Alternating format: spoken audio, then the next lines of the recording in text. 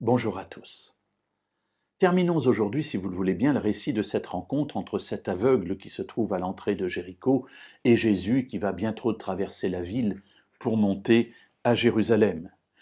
Nous avons vu qu'il a crié à Jésus « Aie pitié de moi », que Jésus lui a demandé « Que veux-tu que je fasse ?» et qu'il a répondu « Que je retrouve la vue ». Alors, voyons ce qui suit. Dans l'Évangile selon Luc au chapitre 18, et nous lirons les deux derniers versets 42 et 43. Jésus lui dit « Recouvre la vue, ta foi t'a sauvé. » À l'instant, il recouvra la vue et suivit Jésus en glorifiant Dieu. Tout le peuple, en voyant cela, rendit gloire à Dieu. Alors oui, il y avait de quoi rendre gloire à Dieu. Avoir un aveugle qui voit, ça devait être quelque chose d'extraordinaire. Et je me dis, Seigneur, combien j'aurais aimé vivre ce genre d'expérience. Mais bon, revenons à Jésus. Jésus lui dit, ok, je t'ai demandé ce que tu voulais, tu m'as dit que tu recouvres la vue, ok, très bien, recouvre la vue. Et il ajoute, ta foi t'a sauvé. Tu as cru en moi, tu ne me connaissais pas, tu ne m'avais jamais vu, mais en fait, dans ton cœur, tu me connaissais. Et tout ce que tu avais entendu de moi, tu l'avais intégré. Et dès que tu as eu l'occasion d'être en contact avec moi, tu as cru. Et maintenant, tu es sauvé.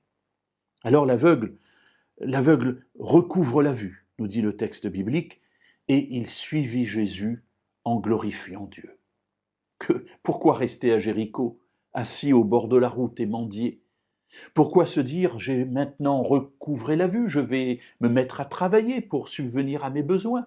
Non, dit-il, ce qui est important maintenant, c'est moi aussi de suivre Jésus. Et vous savez combien ce terme est important. C'est l'attitude du disciple qui suit le maître. Voilà, j'ai reconnu en Jésus le Messie d'Israël, et bien maintenant, je vais le suivre. Et Jésus lui dit, ta foi t'a sauvé. La question que je me pose à la lecture de ce dernier passage, c'est de me dire, lorsque je demande quelque chose à Dieu et qu'il me l'accorde, qu'est-ce que j'en fais? Qu'est-ce que je fais ensuite? Voilà, qu'est-ce que j'en fais? Je vais l'utiliser pour mon bien propre, pour celui des autres, pour la gloire de Dieu, pour ma propre gloire? Lui suit Jésus tout en glorifiant Dieu. Voilà un sentiment de reconnaissance qui me touche, parce que quand je regarde ma vie, je me dis, Seigneur, combien tu es bon avec moi.